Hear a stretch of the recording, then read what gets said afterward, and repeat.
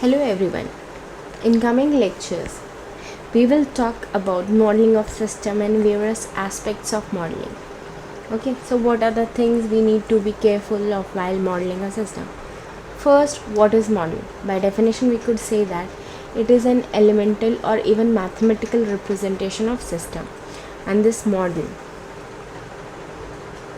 which we derive will help us in analyzing the system, or more in control terms, it would help us analyze the input output behavior of system. So this model should be such that it capture the dynamics of the system. So what are these dynamics? This refers to evaluation of system variables. Okay, so for example, how the temperature behaves, or how fast or how slow it goes to desired temperature as soon as AC is switched on. Then how the speed of my car changes before it reaches the desired speed. Similarly, if I look at an electrical circuit, how a current or a voltage evolve. So if I look at a model in terms of very basic, why do I need a model of a system? And modeling is something that we do in our everyday life. For example, if I go to an interview and I am being interviewed for the post of control engineer, how would I judge if that person is fit enough for my job or not? I would essentially ask him a set of questions. First, I would look at his background, his education qualification, and experience in some sense, and then I would question him with some of the basics of control possibly. And then over there, it doesn't make sense for me to ask who is your favorite footballer player, or which IPL team do you support, because that answer would not help me judge if he is a good control engineer or not. And the model essentially is, I will ask him a set of questions, and based on his response, I should be able to judge if he fits enough for my job or not. So that is an essential part of modeling. Okay, so basically in modeling, what we are doing, we are representing our system or plant with equivalent mathematical model. Okay, so in our course, what we will look at is a couple of type of mathematical models. A basic model would be differential equation model. This is where dynamics would be represented by in terms of first order, second order, or higher order ordinary differential equation. So ODEs are used for representation purpose, and these are essentially or usually also called as time domain representation of system. So basically we work with time domain in this model. Okay, we also know that we could transform these differential equation by Laplace transform into linear equation. Okay, and we can derive also Laplace transfer function model by using that. And this is also help us, this Laplace transform response models also help us analyze the frequency domain representation of system, or to find frequency response of system. Okay, so basically over here, dynamic is represented by linear equations and we work in S domain. Okay, lastly, which we would like to investigate, or something which help us understand the system behavior better, is the in control point of view, our state space model. Okay, what is state?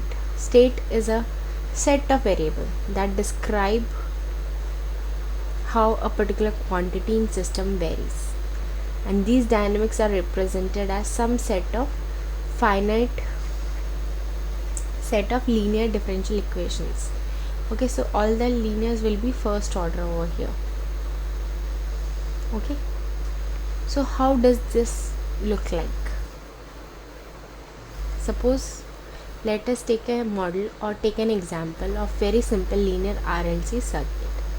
If I just ask you to write down KVL for this loop, what you will do, you will write Vt equals dV by dt is equals to R di by dt plus L d square I by dt square plus I by C.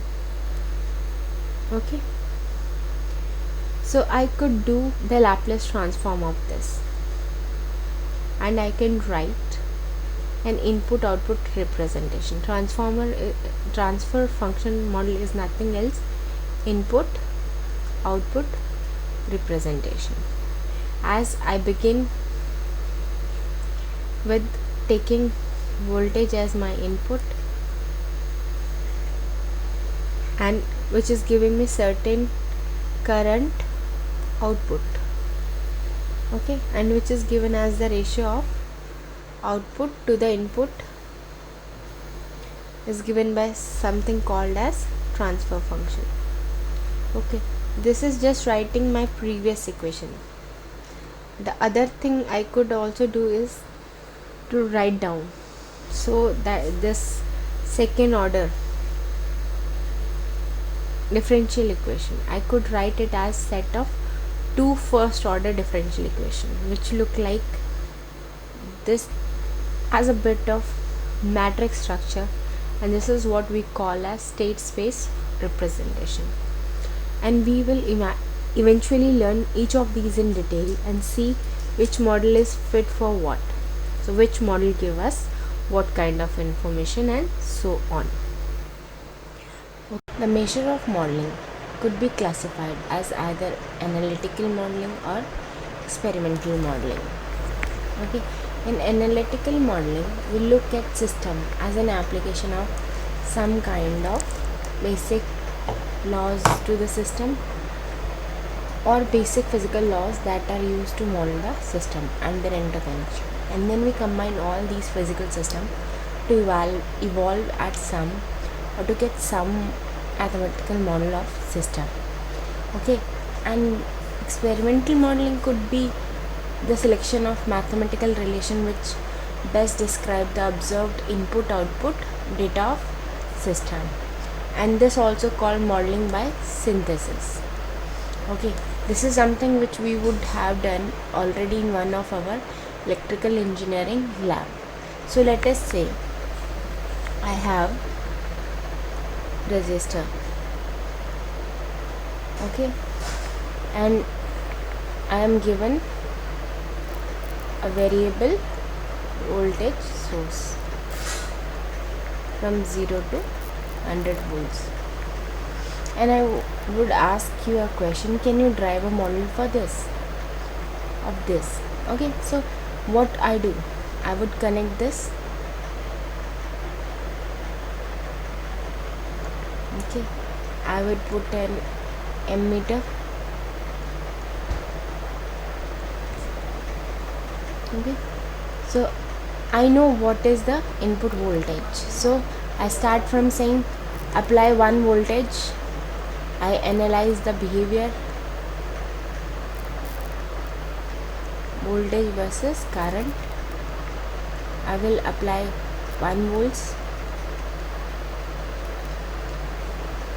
okay, and I analyze the behavior here, it give me a point over here. I do the repeat experiment for 2 volts, okay, and it would give me point here. I will repeat for 3 volts, it will give me point here for 4 volts, and so on. Okay, so I just see that this is linear resistor, that is R, which defines the relationship between V and I. Based on this model or this experiment, I could conclude that V is equals to I are, and that's what this graph tell me. And this is something which we derived in our basic electrical experiment. To when you observe the behavior of how the current change through a resistor and when we apply a certain voltage. So this is also one way of in which we could model a resistor. Analytical model. What could be the steps? So first is I should define for myself what is the purpose of the model. Like as I said about the example, when I am interviewing a candidate, then I should define what are the boundaries. Okay, if I am interviewing him for control engineer post, I should not go beyond what is job specification. Then I postulate a structure. The structure is what we will talk about shortly. Then select the variable of interest. Look at the mathematical description of each of those elements.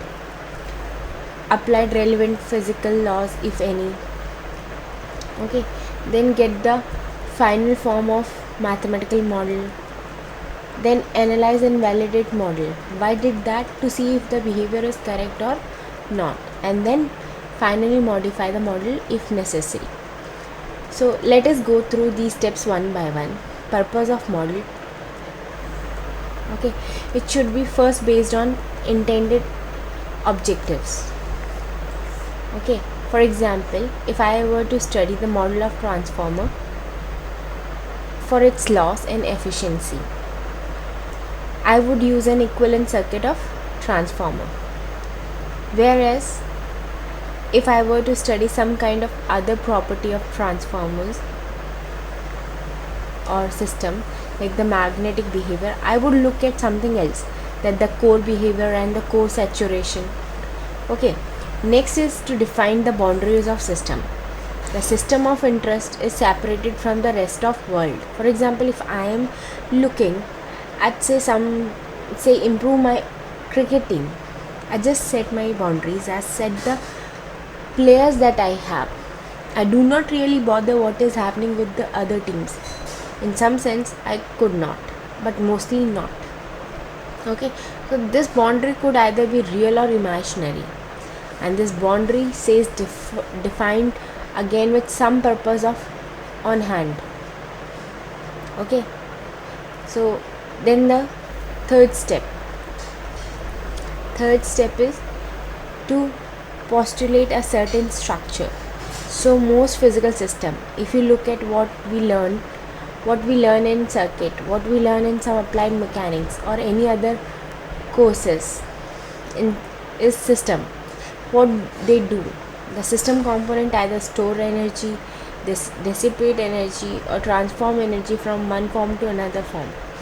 For example, storing element could be inductor, a mass element that store kinetic energy.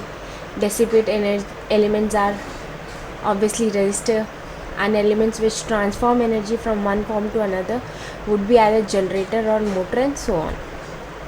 And for all these things we identify simple element that characterize these operations of energy, and these basic element would have some put which we could connect these system to the outside world, and the overall system is now captured as an interconnections of all these small subsystems, and this is referred visually to a physical modeling.